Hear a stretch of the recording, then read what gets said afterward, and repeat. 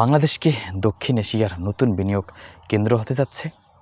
তুরস্ককে বিশেষ অর্থনৈতিক অঞ্চল দেওয়ার প্রস্তাব, মুক্ত বাণিজ্য চুক্তি নিয়ে আলোচনা এবং প্রতিরক্ষা থেকে শুরু করে প্রযুক্তি খাতে সহযোগিতার নতুন সম্ভাবনা। ঢাকা ও আঙ্কারার সম্পর্ক কি নতুন অধ্যায়, এক কৌশলগত অধ্যায়ে প্রবেশ করছে?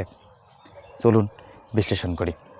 বাংলাদেশ ও তুরস্কের সম্পর্ক দীর্ঘদিন ধরেই বন্ধুত্বপূর্ণ, তবে সাম্প্রতিক কূটনৈতিক তৎপরতা ইঙ্গিত দিচ্ছে যে দুই দেশ শুধু রাজনৈতিক সম্পর্কের মধ্যেই সীমাবদ্ধ থাকবে না বা থাকতে চায় না, বরং অর্থনীতি, বিনিয়োগ এবং শিল্প সহযোগিতার নতুন দিগন্ত উন্মোচন করতে চায়।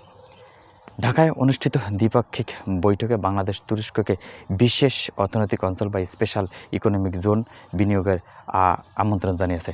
শুধু তাই নয়, মুক্ত বাণিজ্য চুক্তি এবং অগ্রাধিকারমূলক বাণিজ্য চুক্তির সম্ভাবনা এই আলোচনায় এসেছে। এটি বাস্তবায়িত হলে দুই দেশের মধ্যে বাণিজ্যের পরিমাণ উল্লেখযোগ্য হারে বৃদ্ধি পেতে পারে অদূর ভবিষ্যতে। বর্তমানে বৈশ্বিক অর্থনীতি দ্রুত পরিবর্তিত হচ্ছে। বিভিন্ন দেশ তাদের নিজেদের অর্থনৈতিক অংশীদার ও বৈচিত্র্যময় করার চেষ্টা করছে। এই প্রেক্ষাপটে তুরস্কের মতো একটি উদীয়মান অর্থনীতিকে বাংলাদেশে বিনিয়োগের সুযোগ দেওয়া কৌশলগত গুরুত্বপূর্ণ পদক্ষেপ হিসেবে দেখা যাচ্ছে বা অনেক বিশ্লেষকরা মনে করছেন। বিশেষ করে টেক্সটাইল, তৈরি পোশাক, প্রতিরক্ষা শিল্প, জাহাজ নির্মাণ, ওষুধ শিল্প, নবায়নযোগ্য জ্বালানি এবং তথ্য প্রযুক্তি খাতে তুরস্কের অভিজ্ঞতা বাংলাদেশের জন্য মূল্যবান হতে পারে। যদি এই খাতগুলো যৌথ বিনিয়োগ বাস্তবে রূপ নেয়, তাহলে কর্মসংস্থান বৃদ্ধি এবং প্রযুক্তি স্থানান্তরের সুযোগ তৈরি হবে অদূর ভবিষ্যতে। তবে এই প্রস্তাবের আরেকটি গুরুত্বপূর্ণ দিক হলো ভূ রাজনৈতিক ভারসাম্য।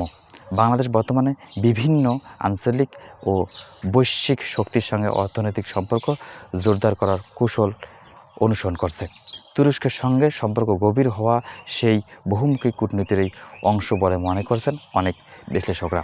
অন্যদিকে তুরস্কের জন্য বাংলাদেশ এটি একটি গুরুত্বপূর্ণ বাজার, প্রায় 18 কোটিরও বেশি মানুষের বাজার, দ্রুত বর্ধনশীল অর্থনীতি এবং দক্ষিণ এশিয়ার কৌশলগত অবস্থান বিনিয়োগকারীদের জন্য আকর্ষণীয় হলেও হতে পারে। বৈঠকে শিক্ষা, স্বাস্থ্যসেবা এবং মানব সম্পদ উন্নয়নকে নিয়েও আলোচনা করা হয়েছে। ঢাকায় আন্তর্জাতিক মানের হাসপাতাল এবং নার্সিং ইনস্টিটিউট স্থাপনের প্রস্তাব শুধু অর্থনৈতিক নয়, সামাজিক উন্নয়নের ক্ষেত্রেও গুরুত্বপূর্ণ ভূমিকা রাখতে পারে দুই দেশের সম্পর্ক। সব মিলিয়ে এই সফর এবং আলোচনা শুধুমাত্র কূটনৈতিক সৌজন্য নয়, বরং ভবিষ্যতের অর্থনৈতিক অংশীদারিত্বের ভিত্তি তৈরির প্রচেষ্টা। এখন দেখার বিষয়, আলোচনার টেবিলের প্রস্তাবগুলো কত দ্রুত বাস্তব প্রকল্পে রূপ নেয় ভবিষ্যতে।